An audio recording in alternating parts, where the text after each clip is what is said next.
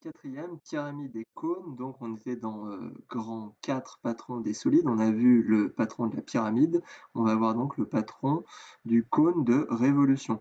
Alors vous allez voir, cette partie est un peu complexe. Mais en fait, il s'agira juste de retenir le petit truc qui est ici, la formule qui est là.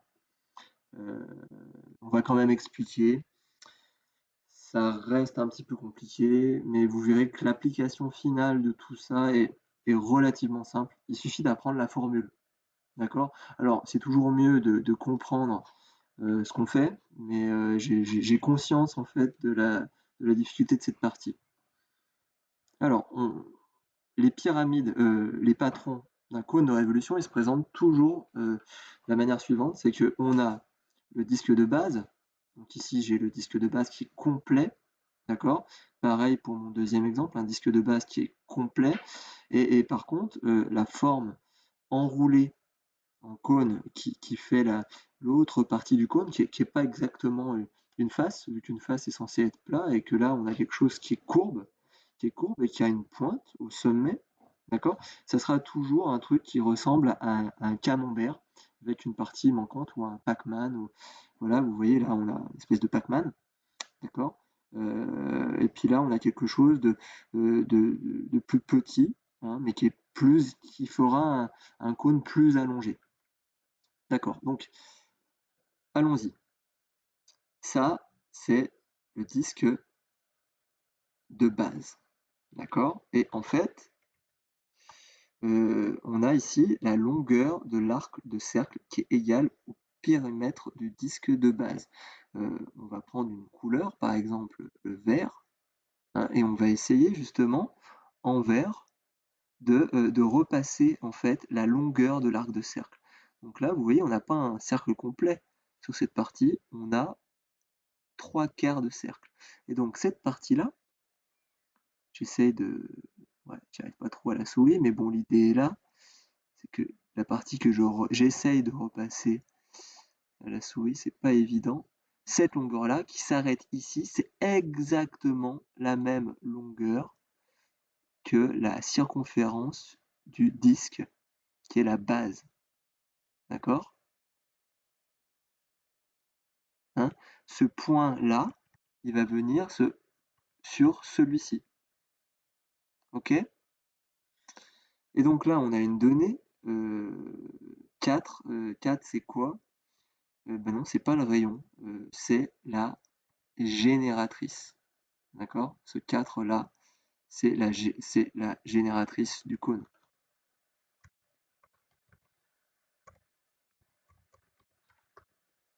4 centimètres. Ok, souvenez-vous, si on remonte un peu plus haut, vous voyez là, SB, c'est la génératrice, hein, et il ne faut pas confondre avec la hauteur ni avec le diamètre ou le rayon. Ok, on va faire pareil en fait avec notre deuxième cône de révolution. Et on va commencer par nommer les choses. Donc déjà, le 2 cm, qu'est-ce que c'est? Je vais l'appeler R, c'est le rayon du disque de base.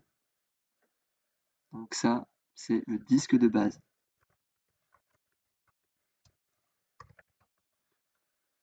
Et on a son rayon, c'est R. Et donc ça, c'est la forme enroulée de notre disque, de notre pyramide. Ok. Et 6 cm, qu'est-ce que c'est? C'est la génératrice et je vais la nommer grand R. À pas confondre avec petit r. D'accord? Grand R parce que c'est le rayon de ce cercle qui est incomplet. J'ai un disque qui est incomplet. D'accord? J'ai seulement une partie du disque. On pourrait imaginer que ce disque tout entier ressemblerait à ça. Je vais le mettre en gris.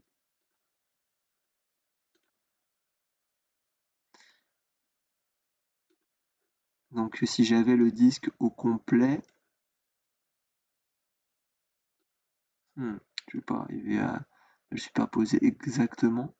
Voilà, on pourrait imaginer que si on pique son compas au point qui est ici, on obtient un disque complet, comme ceci. Vous n'êtes pas obligé de le faire, hein, c'est pour explication. essayer de bien le mettre dessus. Donc son centre, ça serait le sommet de l'angle A. A, c'est un angle, d'accord? On va voir après. Et donc ça, qu'est-ce que c'est? Ça, le périmètre du grand cercle, là, que je viens de représenter, c'est égal à quoi? Donc le périmètre de tout le cercle qui est en pointillé, c'est 2 fois pi fois grand R.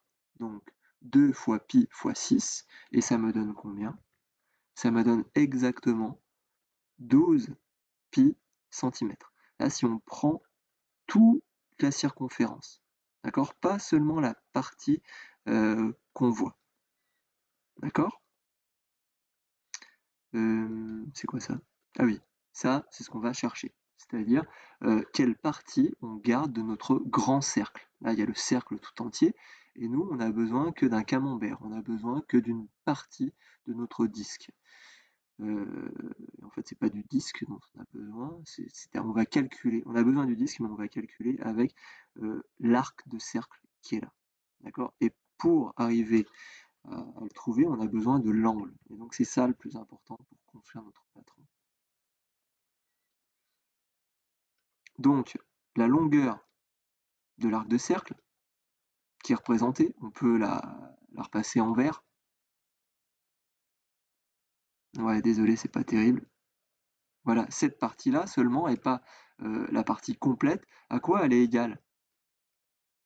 Eh bien, c'est le périmètre du disque de base, parce qu'en fait, elle est superposée exactement avec le disque de base. Comme on a dit dans l'exemple là, la longueur qui est là, c'est la même longueur que celle de la circonférence de notre disque.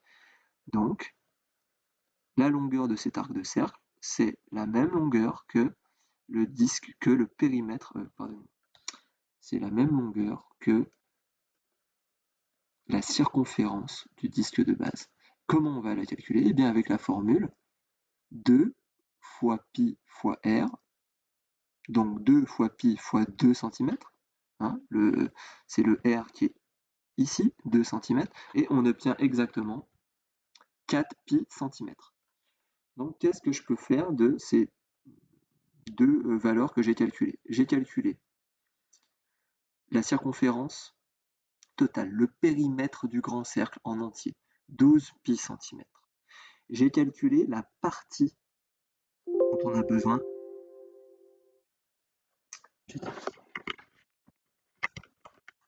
c'est-à-dire le périmètre du disque de base. Et on a trouvé 4 pi cm. Et donc, qu'est-ce qu'on va faire?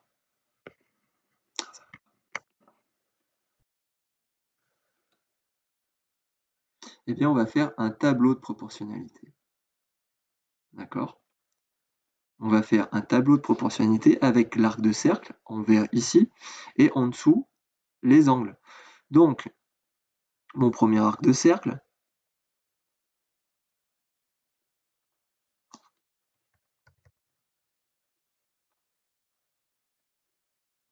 l'arc de cercle qui fait 12,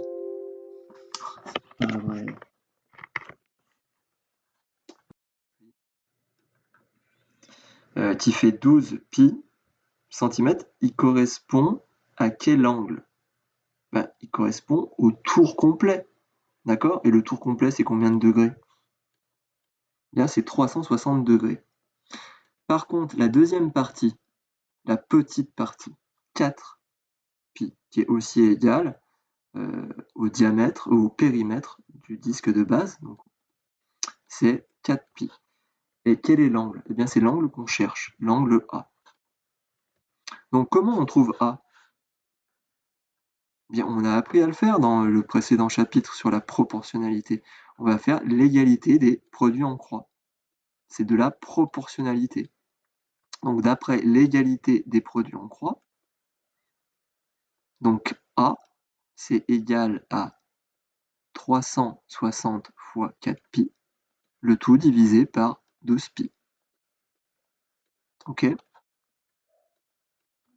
Donc, premier produit croisé, 360 fois 4pi, Je vais le mettre comme ceci. Donc 360 fois 4pi. Et ensuite, je vais diviser par le nombre qui est croisé avec le nombre que je cherche, donc 12pi. Et je rentre ça à la calculatrice et ça me donne direct 120 degrés. Voilà, maintenant, est-ce qu'on ne pourrait pas imaginer de simplifier en fait cette formule? Si on simplifie la formule, on se rend compte qu'on a une formule qui est toute simple pour calculer l'angle qui est ici. La formule, donc 360, ça ne bouge pas. Et on voit qu'on a ici 4pi divisé par 12pi. Donc, on voit que en fait, on peut déjà enlever les pi, parce que c'est pi divisé par pi, donc on peut simplifier par pi. Il reste 4 sur 12, et en fait, on se rend compte que c'est 2 fois 2, donc le petit rayon en haut, et puis 2 fois 6, 12, le grand rayon en bas. Donc l'idée, elle est toute simple. La formule, c'est 360 multiplié par le petit rayon, le petit rayon, le rayon de base divisé par la génératrice. D'accord? Hein, ça, on divise par la génératrice. C'est ça qu'il faut retenir. De toute façon, la génératrice, elle ne peut pas être plus petite que le rayon du disque de base. Sinon, on n'arriverait pas à fermer le cône. Hein. Si la génératrice elle est plus courte que le rayon du disque de base, le cône il est impossible à fabriquer. Donc c'est toujours le rayon qui est le plus petit, le rayon du disque de base, divisé par la longueur de la génératrice, qu'on appelle le grand rayon par rapport à la construction de notre patron. Bon, je pense que c'est assez compliqué d'expliquer ça. Si vous n'avez pas compris l'explication, c'est pas grave. Ce qui compte, c'est que vous sachiez utiliser la formule, qui est toute simple. Il suffit de la mémoriser. 360 multiplié par le rayon du disque de base, le tout divisé par la longueur de la génératrice. Voilà.